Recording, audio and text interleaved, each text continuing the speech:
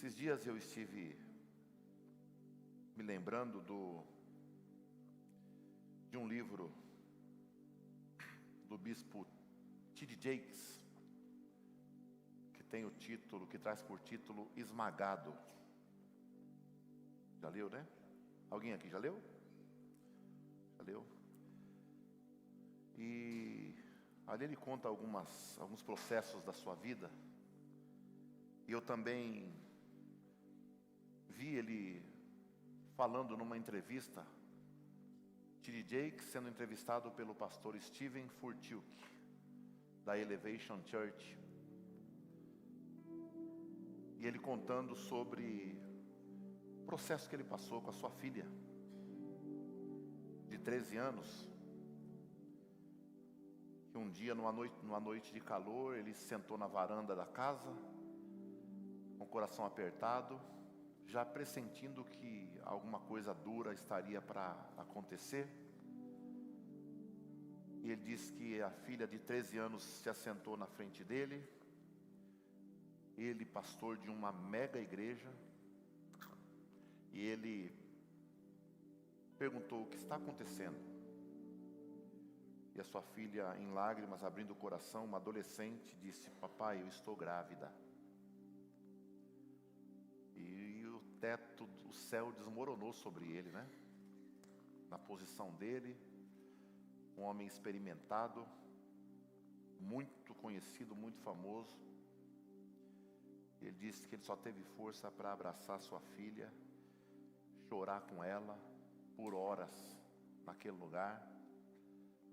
E ele disse que ali ele se sentiu como se estivesse sendo esmagado. E eu fico pensando desse processo nas nossas vidas também.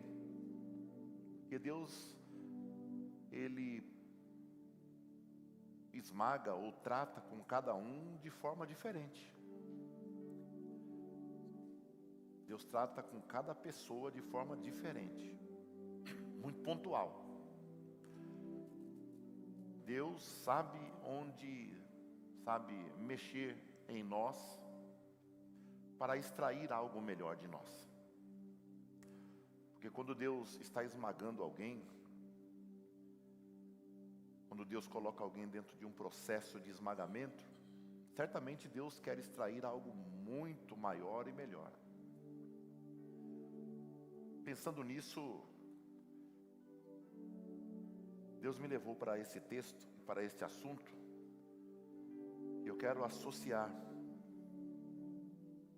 o tema desta ministração com a série que nós estamos abordando aqui durante todas as quintas-feiras. Só que antes eu já passei por alguns esmagamentos. Eu sozinho, eu com a minha esposa, eu com a minha esposa e minhas filhas.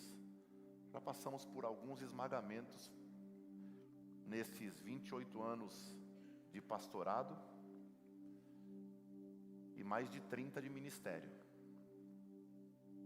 Você já foi esmagado alguma vez? Já foi? Quem foi já esmagado uma vez? Levante a mão. Quem já foi mais de uma, levante as duas. Quem já foi mais de duas, dê glória a Deus.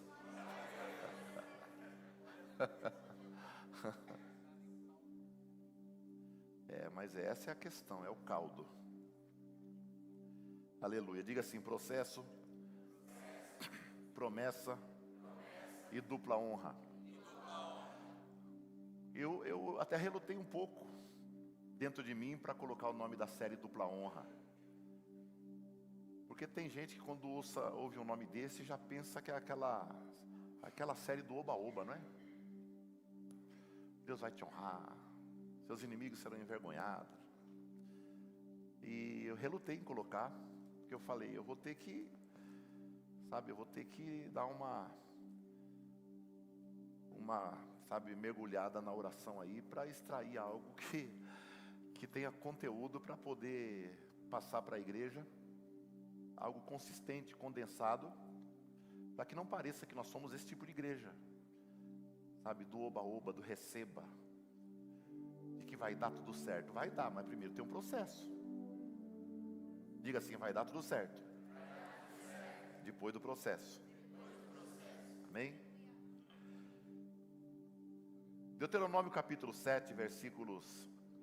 É o 13, mas eu quero ler o 12 também. Coloca o 12 primeiro, por favor. Se você puder acompanhar no telão, é a mesma versão que eu estou usando, a NAA, Nova Almeida Atualizada, que é uma das versões mais próximas do texto original. E as palavras difíceis, ele já atualiza.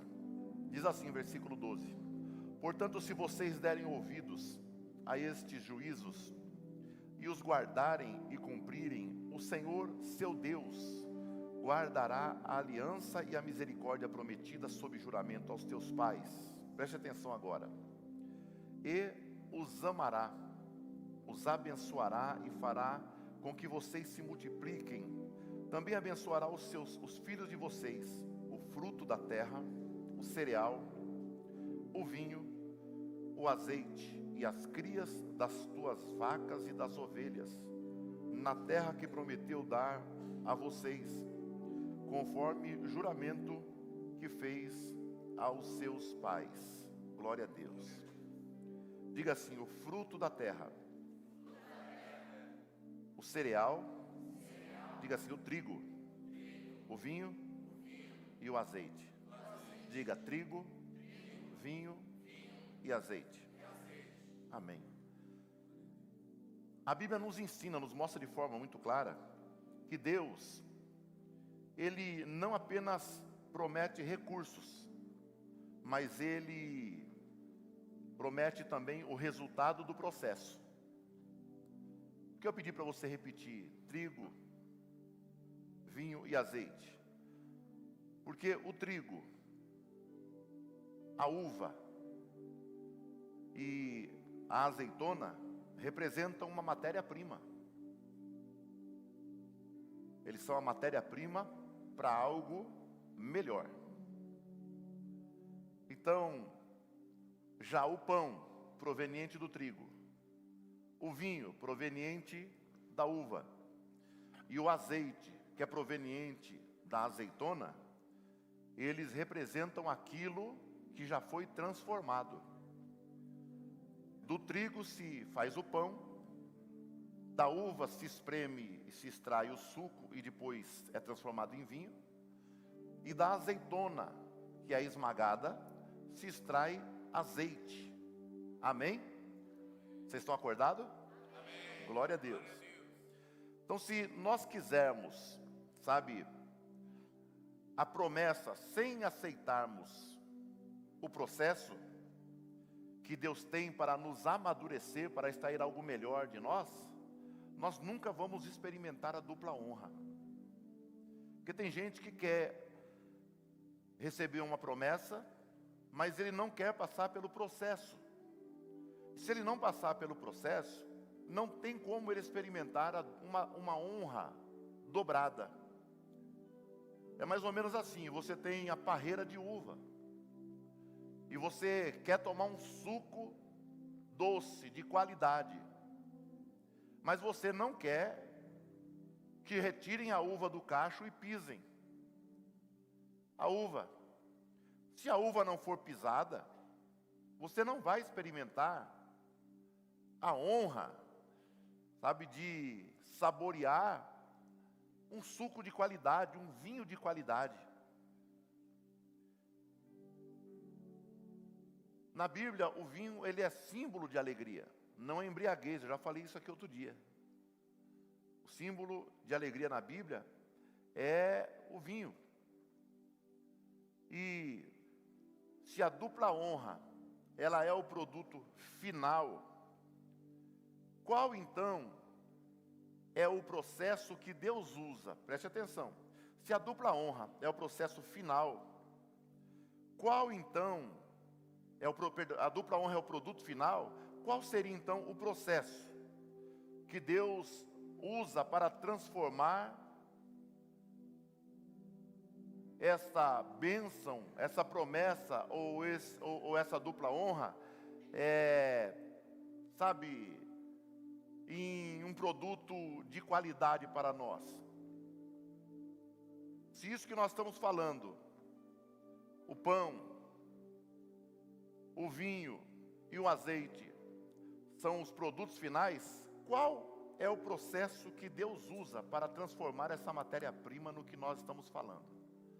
Qual é o processo?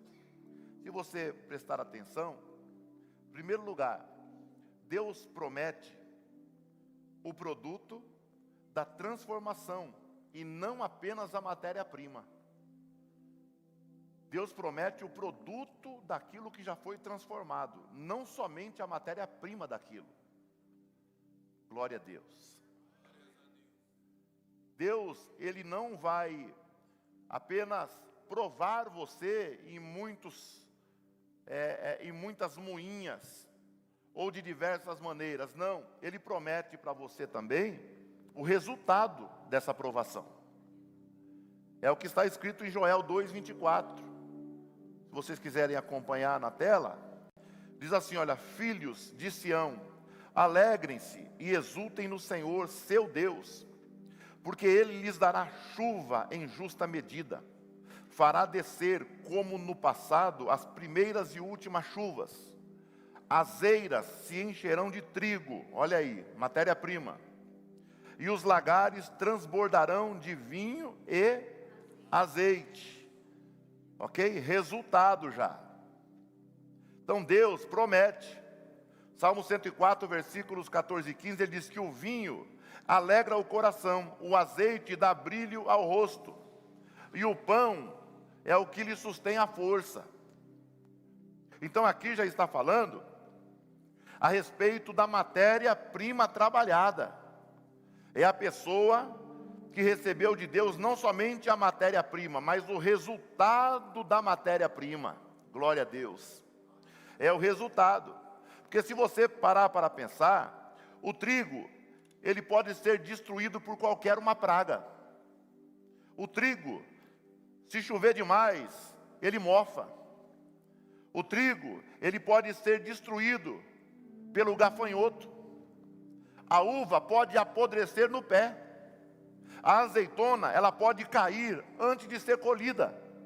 Agora, o pão, o vinho e o azeite simbolizam aquilo que foi passado pelo processo e chegou, alcançou o seu propósito. Glória a Deus. Aleluias. Então Deus é aquele que não apenas está interessado em te dar o recurso, mas Ele está interessado em formar em você um caráter maduro que produza frutos permanentes. Glória a Deus. Deus não está interessado em apenas te provar. Deus não está interessado em apenas te dar a matéria-prima. Não, Deus quer conceder a você, além da matéria-prima, Deus quer conceder a você também o fruto do trabalho e do processo dessa matéria-prima. Pastor, eu ainda não estou entendendo. Deus, Ele não está querendo somente testar você. Deus não está somente testando a sua paciência. Deus não está somente testando a sua fé. Deus não está somente testando o seu discernimento, a sua convicção. Não, Deus, Ele tem resultados de bênção para a tua vida. Glórias a Deus. Ele quer que através dessa prova de paciência, dessa prova de fé, dessa prova de observância, dessa prova de perseverança, você entenda que cresceu e experimente o resultado dessa provação. A matéria-prima é a prova, o resultado é aquilo que Deus vai te dar através da prova. Então você não pode de forma nenhuma ignorar o processo antes de você tomar posse daquilo que Deus tem para você, que é o que? É a promessa. É a matéria-prima. Então quem rejeita o processo, ele não vive a promessa e nunca não experimentará uma honra dobrada na sua vida. Agora, se você quer experimentar uma honra dobrada na sua vida, não é sobre alguém, não é em cima de alguém, não, é para você. É uma honra dobrada que Deus tem para te dar. É o melhor da provação que vai sair no final para você. É o melhor que Deus tem no teste para você, e você só pode receber isso depois que você passar pelo processo, onde essa matéria-prima, que é a aprovação, ela será transformada em resultados que glorificam o nome dEle na tua vida. Glórias a Deus. Quem está entendendo, diga amém. Aleluias. Glória a Deus. Segundo lugar, como é que essa matéria-prima é transformada, sabe, até chegar ao produto final, que é a dupla honra. Segundo lugar, é que todo o processo de Deus envolve pressão antes da provisão. Diga assim: todo o processo de Deus envolve pressão antes da provisão. Glória a Deus. Aleluias, louvado é o nome do Senhor. Diga para quem está ao seu lado: suporta a pressão. Diga: porque eu creio piamente, segundo a palavra que está sendo pregada, que depois da pressão vem a provisão. Diga: se você está sofrendo pressão, tenha calma, glorifique a Deus, porque já tem provisão de Deus vindo na tua direção. Glória a Deus. Glória a Deus. João 12:24 está escrito assim: em verdade vos digo, que se o grão caindo na terra não morrer, fica ele só, mas se ele morrer, produz muito fruto. Então o grão, para produzir, primeiro ele tem que morrer, porque depois que o grão morre, ele começa a produzir fruto. Assim também é o nosso eu, assim também é a nossa carne, é o nosso desejo. Se não morrer o homem interior, o novo homem que produz fruto nunca renasce. Mas quando esse homem interior, o nosso eu, o nosso ego, a nossa arrogância, a prepotência, o nosso achismo, ele morre, aí a glória de Deus começa a se manifestar na nossa vida. Bendito é o nome do Senhor. Aleluia. Tiago 1, olha aí, versículos 2-4 diz: meus irmãos, tenham por motivo grande alegria de fato passarem por várias provações, sabendo que a provação da fé que vocês têm produz perseverança. Ora, a perseverança deve ter ação completa, para que vocês sejam perfeitos e íntegros, sem que lhes falte nada. Glória a Deus. Aleluias. Glória a Deus. Quais são os processos para que se chegue a ter um pão, a ter um vinho de qualidade e um azeite de qualidade? O trigo, primeiro, ele tem que ser peneirado, é levado à eira. E o que era a eira? A eira era um espaço na frente da casa, onde o trigo era empilhado. E o agricultor pegava um garfo feito de madeira, com algumas pontas, aproveitando a velocidade do vento, a força do vento. Nos tempos antigos ainda, ele pegava o trigo por baixo e ele jogava para o alto. O vento se encarregava de separar a palha do trigo. E ele ia jogando. O vento batendo levava a palha para longe. E o trigo ia caindo e ficando todos juntos. E ele fazia aquele serviço várias vezes, jogando para o alto. E a palha ia sendo soprada para longe. E o trigo se juntava-se ali. Depois era armazenado no celeiro. Depois esse trigo seria torrado. Depois de torrado, aí sim, ele seria preparado, moído, para que fosse preparado um pão. E tem gente que pensa que quando pega o pão já nasceu daquele jeito. Tem gente que pensa que não houve um processo. Não houve, sabe, um chacoalhar, um jogar para o alto, a separação da sujeira, daquilo que não presta. Jesus disse no capítulo 3 de Mateus, no versículo 11, disse, olha, João Batista disse, né? Jesus disse, João Batista dizendo assim, a respeito de Jesus: eu vos batizo hoje com água, mas após mim virá um que vos batizará com o Espírito Santo e com fogo, da qual eu não sou digno nem de desatar a sandália dos teus pés. Ele tem na sua mão uma pá, E ele vai separar o trigo, versículo 17, se não me falha a memória, em diante. Ele tem na mão uma pá, e ele vai separar o trigo, colocar no celeiro, e a palha vai ser queimada no fogo. É mais ou menos isso, o que Jesus fará ou faz com a igreja. Ele separa, diga assim, é Jesus que separa. Diga, não é a igreja que manda embora, é Jesus que separa.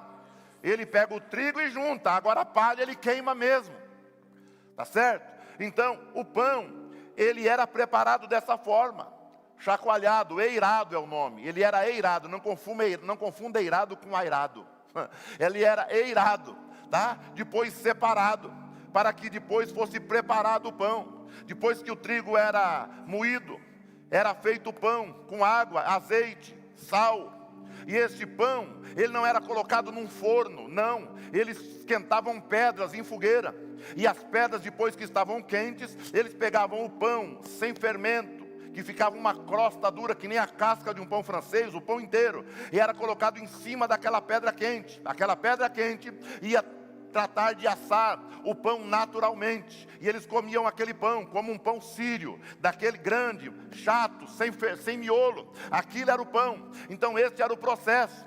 E tem gente que pensa que consegue alcançar alguma coisa na vida, ou até mesmo de Deus, sem passar pelo processo da eira, sem ser chacoalhado, sem ser esmiuçado, sem ser torrado, sem ser moído, sem ser colocado em cima de uma pedra quente. Então a provação que você está vivendo hoje, não é para que você continue sendo trigo a vida toda, é porque Deus quer trazer para a tua vida um gosto de um pão quente, um pão abençoador, que vai saciar a fome não somente sua, mas da tua família, daqueles que estão ao teu redor. E você então vai começar a experimentar a dupla honra depois do processo. Assim também acontece com a uva. A uva, ela é colhida, e ela tem que ser colhida, e tem que ser colhida de uma maneira muito peculiar. Não se pode colocar a mão de qualquer jeito na uva, tem que cortar com uma tesoura, tem que segurar o cacho de uma forma certa, tem que armazenar nos baldes de maneira correta. Qualidades e tipos de uva não podem se misturar.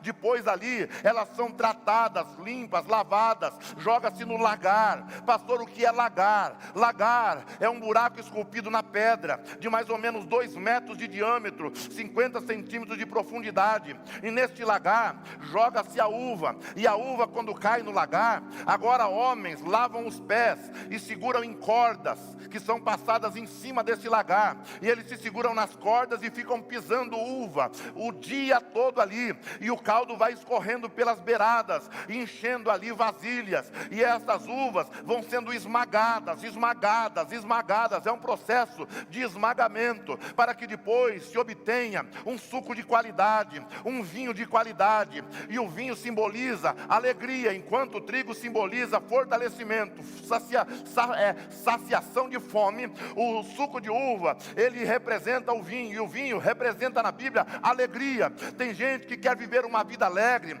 mas não quer passar pelo processo de ser esmagado, de ser pisado, de ser às vezes rejeitado, de ser às vezes humilhado, de passar processos na família, processos na igreja, processos no trabalho. Porque tem gente que pensa que na igreja não tem problema. Tem gente que passa na porta e fala: um dia eu vou ser que nem eles. Imagina que aqui todo mundo tem asa, auréola na cabeça. Irmão, aqui só tem gente problemática, que só tem gente ruim, que se não fosse a graça de Deus na nossa vida, a gente nem aqui estaria, começando por esse que está pregando para você. Se não fosse Deus na minha vida, você não me suportaria um minuto sequer. Você me suporta porque Deus transformou a minha vida. E eu posso dizer o mesmo também de muita gente por aí, que a gente suporta porque Deus mudou a vida. Essa é a grande verdade. Mas sobre nós paira a graça do Senhor, porque o mesmo Deus que prova a matéria-prima é o Deus também que faz extrair o suco e o vinho de qualidade. Aleluia, visitando a tua igreja, trazendo alegria, fortalecendo, glória a Deus, e fazendo uma obra gloriosa nas nossas vidas. Quem aqui, glória a Deus, está no meio de um processo de esmagamento? Dê glória a Deus aí, irmão. Aleluia, glória a Deus. Então pode continuar dando glória a Deus, porque o resultado do esmagamento é algo doce, é algo que alegra, é algo que você vai fazer você esquecer da dor do parto e glorificar ao Senhor. Glória a Deus, vivendo um momento de cumprimento de uma promessa e de dupla honra na tua vida. Aleluia, glórias a Deus.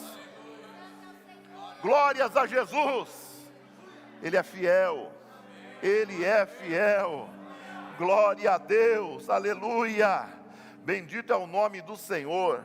Aleluias. Irmão, da mesma forma que Deus trabalha no pão, na uva, Ele utiliza também as provas, a disciplina, as circunstâncias difíceis para nos aperfeiçoar.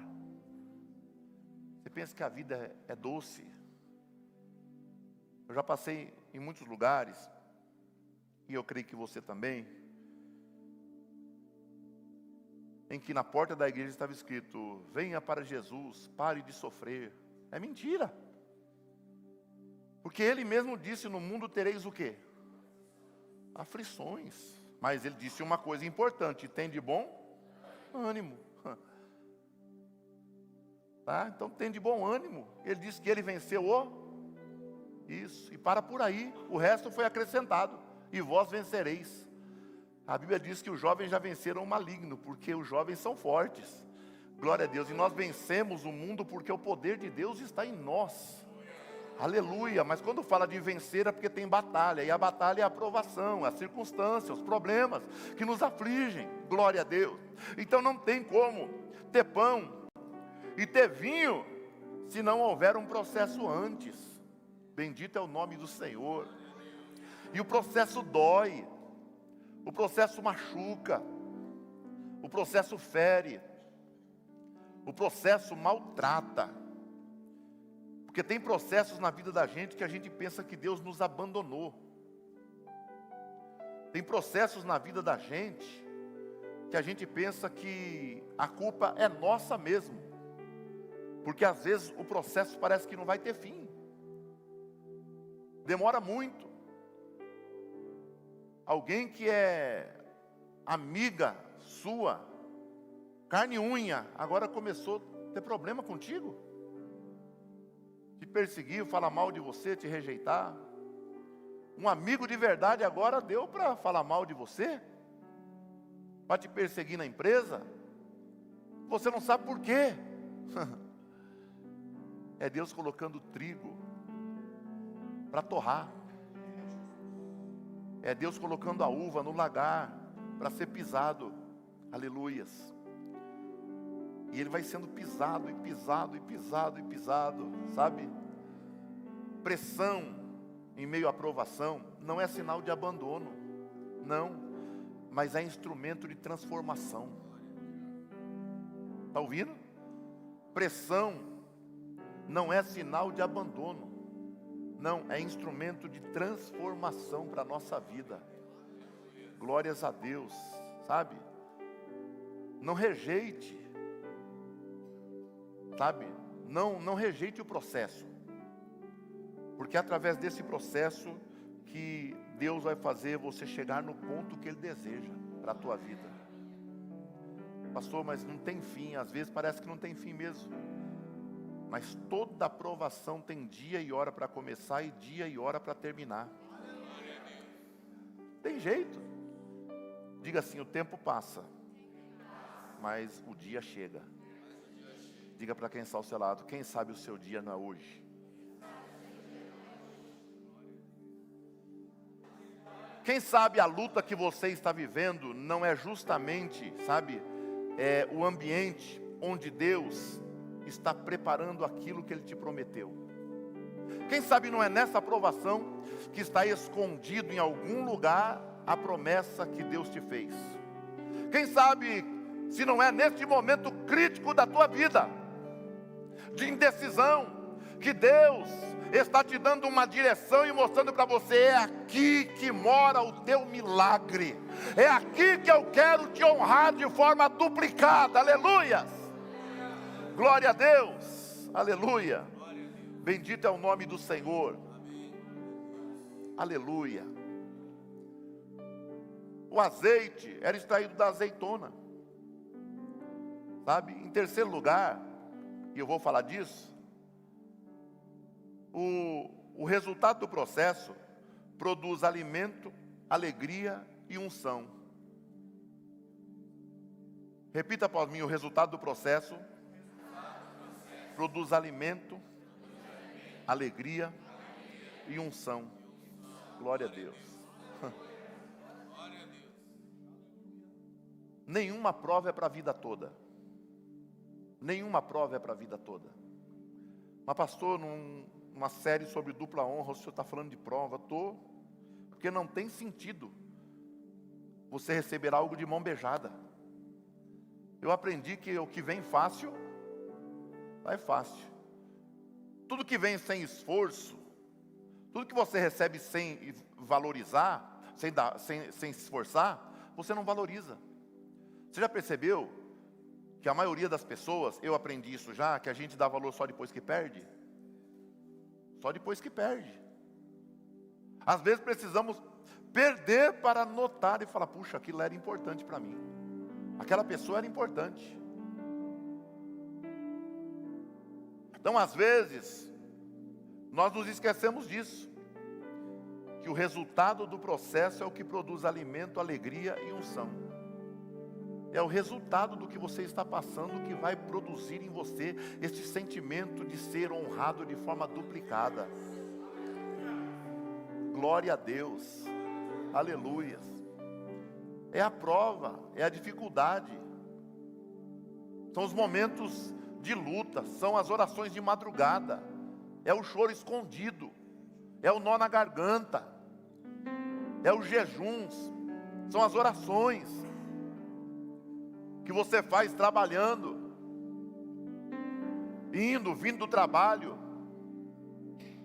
Isso daí vai produzir alimento, sabe? Vai produzir alegria e ao mesmo tempo está te enchendo da presença do Espírito Santo, por causa da comunhão. Glória a Deus. Porque quando se fala a respeito do pão, que ele é o sustento da vida, ou sustento e vida, o vinho representa alegria e celebração. O pão, sustento e vida. O vinho, alegria e celebração. A azeitona, ou o azeite produzido pela azeitona, representa unção. Pastor, o que é unção? Tem gente que não sabe o que é unção. Unção significa uma capacitação de Deus na vida da pessoa. A capacitação de Deus, ela é representada no azeite. Porque o azeite é símbolo do Espírito Santo. E representa o quê? Cura e presença do Espírito em nós. Nos tempos de Jesus, para se extrair azeite, existiam 3 fases. Quantas fases? 3. Existiam 3 prensagens de azeite. A primeira prensagem de azeite, a prensa de azeite, quem não sabe o que é uma prensa de azeite, ou quer ver algo parecido, aqui na Rua Colômbia tem um restaurantezinho pequeno ali, que tem uma prensa bem na porta, exposta para qualquer pessoa ver. Aquilo servia também para moer o sal grosso, sabe? Mas aquilo é o tipo de uma prensa. Só que a prensa naquela época era muito maior. Precisava de um homem empurrando aqui e ele ficava girando. Era um círculo com furos do lado. Esses furos, ali nos furos eram colocados dutos que caíam em vasilhas. No meio era uma pedra e eles esculpiam como se fosse um buraco, como se tivesse colocado um pneu de caminhão ali, desenhado e tirado ali o pneu e esculpido ali. Uma pedra redonda, empurrado por alguém, fazia o círculo, e essa pedra redonda ia passando em cima das azeitonas. Agora, antes da azeitona ser colocada na prensa, para que se extraísse um azeite de qualidade, a azeitona primeiro tinha que ser colhida. E como se colhia a azeitona? Puxando dos galhos também. Mas muitas ficavam presas nos galhos grossos e nos troncos. Existem oliveiras que 5 pessoas de mão dadas não dão a volta nela. Existem oliveiras de mais de 2.000 anos ainda em Israel. e algumas azeitonas não saíam fácil. Então eles pegavam caibros e batiam na árvore. E batiam para que as azeitonas soltassem. Aquele caibro, em alguns momentos, me faz pensar que é Deus provando o crente. Só que eu não sei se você já teve a experiência de pegar um caibro ou uma madeira e bater em algo rígido. Você bate e dói a sua mão. Isso me fez entender que toda vez que Deus está nos provando e nós estamos sofrendo, Deus também sofre junto. E por que Deus não acaba com a provação? Porque Deus sabe que o que vai vir no final é melhor do que no começo.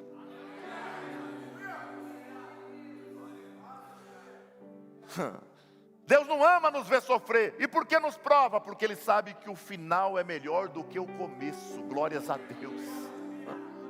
Aleluia. O final das coisas é melhor do que o início delas. O azeite é melhor do que a azeitona. E quando colocavam as azeitonas ali, a primeira prensagem, ela era passada com a prensa num modo leve, somente para amassar a azeitona com cuidado, porque esse azeite seria extraído, guardado no escuro, porque esse azeite ficaria reservado para algo especial. A segunda prensagem, ele vinha com o peso médio, e a segunda prensagem ainda era um azeite de excelente qualidade, não tão bom quanto o primeiro, mas a segunda prensagem já era uma pressão moderada na prensa. Esse azeite era usado na alimentação, era usado em medicamentos, era usado para untar feridas, era usado em rituais de cosmético. Não existia Avon, Mary Kay, não existia produtos de marca importada naquele tempo. Só que também era difícil ver gente procurando harmonização facial, que em alguns casos parece demonização facial. O cosmético da época era azeite, e o azeite é antioxidante. Porque quando Esther, no capítulo 2, versículo 12 de Esther, quando você vai ler, se não me falha a memória, versículo 12, diz que ela ficou 6 meses à base de azeite, mirra, e depois 6 meses em tratamento de perfumes. Este era o cosmético da época. Então essa segunda tiragem de azeite era para uso doméstico, medicinal, cosmético. E depois tinha a última prensagem. A última prensagem era a prensa que ia esmagar até o caroço, porque era um azeite de péssima qualidade, pobre, misturado com caroço. Esse azeite era usado para iluminação da rua, para encher a lamparina dentro de casa.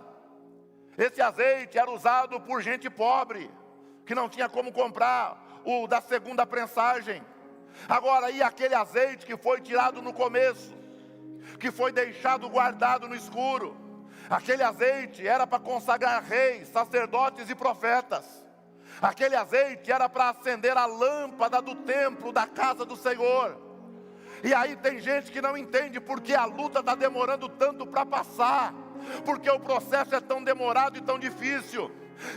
Isso porque Deus nem te esmagou de verdade. Na realidade, Deus está extraindo somente o azeite de qualidade da sua vida e deixando lá no escuro. Dá a impressão que você está abandonado, dá a impressão que ninguém olha para você, dá a impressão que todos recebem um milagre e você não, dá a impressão que todos recebem a cura e nada acontece na tua vida, dá a impressão que todas as portas se abrem para todas as pessoas, mas nada acontece com você, ou para você, ou em você. Na realidade é porque Deus extraiu o azeite de você, glória a Deus, e colocou escondido, porque esse azeite é de altíssima qualidade. eternidade, e a glória dele vai ser revelada na tua vida, trazendo o cumprimento de uma promessa, e fará você viver essa dupla honra, glória a Deus, e todos verão a chama do Espírito dele aceso na tua vida. Antigamente era dentro do templo, mas hoje o templo é você, então a glória dele se acenderá na tua vida hoje, amanhã, mas vai se acender. Glória a Deus, aleluias, bendito é o nome do Senhor. Quantas prensagens eram? 3. Isso me leva até Jesus, presbítero Pedro, porque Jesus chega no Getsemane, ou Getsemane, como você preferir, fala para os seus discípulos: fiquem aqui. Pedro, Tiago e João, vamos um pouquinho mais adiante. Aí Jesus fala: fiquem aqui vocês 3, orem um pouco, eu vou um pouquinho ali distante orar sozinho. Primeira prensagem de Jesus, no Getsemane, que significa prensa de azeite. Batalha séria. Getsemane significa prensa de azeite. Get ou gat, prensa. Shemen, azeite. Aí Jesus deixa eles ali e vai orar. Fica angustiado. Depois de 1 hora, Jesus volta. Quando volta, os 3 não estão orando, os 3 estão dormindo. Aí Jesus cutuca e fala: meus amigos, eu estou sendo prensado lá. Vocês estão dormindo, vocês não podem orar comigo 1 hora? Orem, que eu vou lá de novo. Aí Jesus foi e orou mais um período. Segunda prensagem. E o termo fala que Jesus ficou angustiado até a sua alma. Que a primeira, ele apenas ora e chora. Mas na segunda ele ficou angustiado até a sua alma. Tem tradução que fala que Jesus ficou perturbado. Perturbação interna, não externa. Tem crente que tem perturbação externa e interna. Ele tem perturbação e ainda perturba os outros. Aí Jesus volta angustiado, com a alma doendo, e olha, e os 3 estão dormindo. Aí Jesus fala: meus filhos, vocês têm que orar, porque o espírito de vocês está pronto, mas a carne é fraca. Mas a carne não é fraca para pecar a carne é forte. Jesus está falando num contexto de oração. A carne é fraca para orar. Ore comigo. Aí Jesus volta, vai orar mais um pouco. Terceira prensagem. Na terceira prensagem, Deus moe Jesus, que se talvez hoje no mundo espiritual se ouviria o gemido dele, porque a Bíblia fala que ele se agoniou tanto que ele orava: Pai, se for possível, passa de mim esse cálice, todavia não seja feita a minha, mas a sua vontade.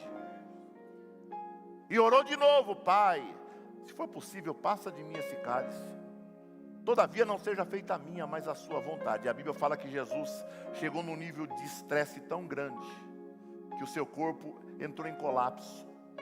E o fenômeno chamado hematidrose aconteceu no seu corpo, que em vez de suor, ele começou a suar gotas de sangue. Era o Pai passando a terceira prensa em Jesus, na prensa de azeite no Getsemane. Aleluias. Quando Jesus se levanta dali, ele já ouve o barulho das pessoas chegando. E deixa eu te falar uma coisa, pastor, mas o que isso tem a ver com Deus honrar, ou eu viver minha dupla honra, com Jesus sendo preso e sendo crucificado? É que a dupla honra de Jesus, ou o ponto mais alto do ministério de Jesus, não foi quando Jesus ressuscitou Lázaro. O ponto mais alto do ministério de Jesus não foi quando Jesus ressuscitou a filha de Jairo. O ponto mais alto do ministério da vida de Jesus não foi quando Jesus andou sobre as águas. O ponto mais alto da vida e do ministério de Jesus foi quando Jesus na cruz disse: está consumado. Quando ele disse está consumado, ali foi o ponto mais alto do ministério de Jesus. Aleluia. Porque quando ele disse está consumado, ele estava dizendo para o Pai: Pai, eu cumpri a minha missão, tudo já foi feito, eu cumpri o que o Senhor me mandou, agora tudo está concluído, bendito é o nome do Senhor. Aleluia. Dali ele foi para a sepultura, mas ao terceiro dia a morte não conseguiu segurar o nosso Jesus na sepultura, porque ele ressuscitou.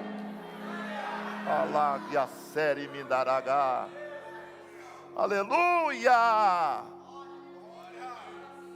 Então não pense que o momento da prisão, da crucificação, foi o fim, não. Foi só o processo do esmagamento.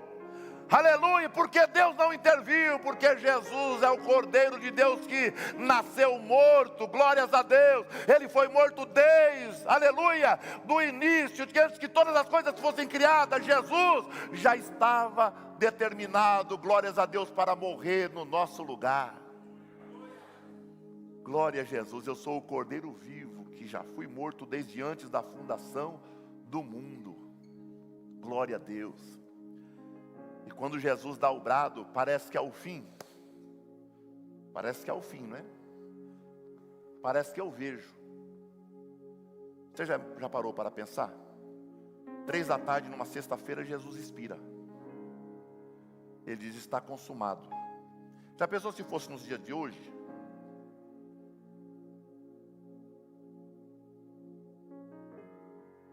Três da tarde expirou, teve trevas. O chão tremeu, as rochas explodiram. Se fosse nos dias de hoje, o cartório estaria aberto? Não, porque o plano do diabo era matar Jesus. Era matar. Era acabar com Jesus. O plano primário era impedir a cruz, mas o desejo era matar Jesus. Ele só não esperava que Jesus ressuscitaria. Porque tem gente que diz até que houve carnaval, né, no dia que Jesus morreu. Não teve carnaval não, irmão. Teve terror. Porque em Gênesis 3,15 já estaria dito lá, que ele esmagaria a cabeça. Ele feriria a cabeça. Satanás lhe feriria o calcanhar. Como alguém com a cabeça ferida ia fazer festa? Mas eu fico imaginando. E o que eu vou falar não é heresia. Só para você tentar caminhar comigo. 3 da tarde, trevas, terremoto. Será que o cartório estava aberto? Será que o cartório ia atender alguém? Quem sabe algum fariseu? Quem sabe, hein? Não, ó, digo eu, tá bom? Digo eu, não a Bíblia. Quem sabe algum fariseu não correu atrás do cartório e falou assim, atesta aí que Jesus morreu. Dá um atestado de óbito. Para eu provar que Jesus morreu. Dá um atestado de óbito. Parece que eu imagino alguém dizendo assim, como o cartório? Não está funcionando nada, olha, está tudo apagado, o chão tremendo. Uma bagunça dessa. Aí eu fico imaginando no outro dia de manhãzinha, no sábado de manhãzinha, ele levantando, e quando chega em algum lugar, ele falar que vai no cartório, alguém fala, não, mas hoje é sábado. Judeu nenhum trabalha no sábado. Não tem como dar atestado de óbito, se fosse hoje, tá? Fico imaginando isso. Aí quando é no domingo de manhã, primeiro dia da semana, vai voltar tudo ao normal. Parece que eu vejo esse camarada acordando de manhã, digo eu, não a Bíblia. Ele acordando de manhã e saindo correndo e falando assim, não consegui sexta, não consegui sábado, mas hoje eu consigo atestado de óbito. Parece que eu vejo ele indo em direção a quem dá o atestado de óbito, eu fico imaginando se poderia ter ou não acontecido isso. Tá? Ele indo em direção, onde você vai? Eu vou lá ver se eu consigo o atestado de óbito de Jesus que morreu na cruz, crucificamos ele na sexta-feira, não consegui sexta, não consegui ontem, porque ontem a gente não trabalha, segundo a nossa lei, mas hoje é domingo, primeiro dia da semana, deve estar tudo aberto, aí escuta alguém dizendo, ei, vai lá no túmulo lá, porque estão avisando que ele ressuscitou, ele não está lá não.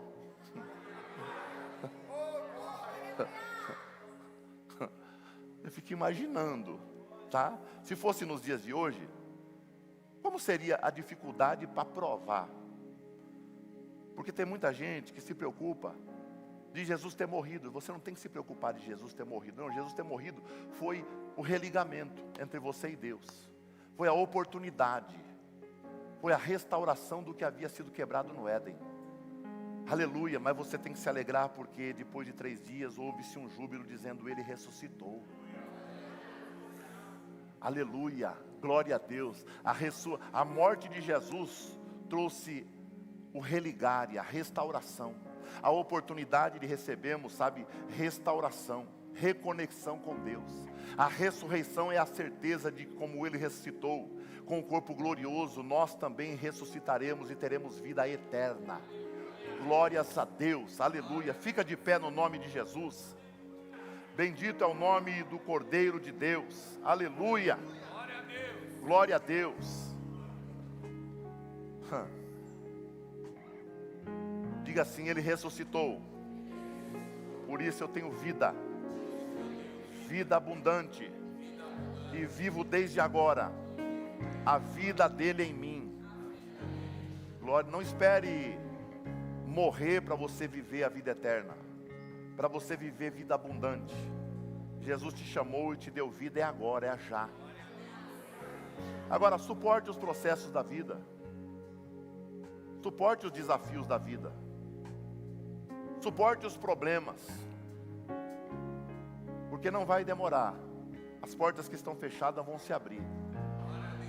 O problema que está te atemorizando, ele vai passar. A tempestade que está se assustando vai cessar. Glórias a Deus. E você vai poder testificar e viver o cumprimento da promessa que Deus te fez. Glória a Deus. E vai experimentar o gosto de provar o que é dupla honra na tua vida. Glórias a Deus. Você crê nisso? Feche os teus olhos. Aleluia. Senhor, a tua palavra foi ministrada, meu Deus e meu Pai, e eu quero te adorar, ó Pai, pela tua presença. Te louvo, te engrandeço. Louvo, Senhor, o teu nome na beleza da tua santidade, Pai. Me prostro, Senhor, ó Pai, diante da tua grandeza, e exaltamos a ti, Senhor, esta noite. Que essa palavra, Senhor, ó Pai, abençoe vidas, restaure, Senhor, corações. Que essa palavra, Senhor, ó Pai, manifeste a tua grandeza, ó Pai, em cada pessoa que ouviu e que vai ouvir esta palavra.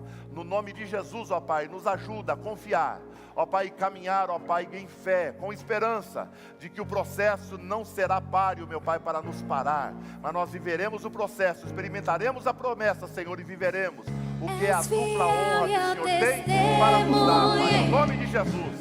Sua vida soprou.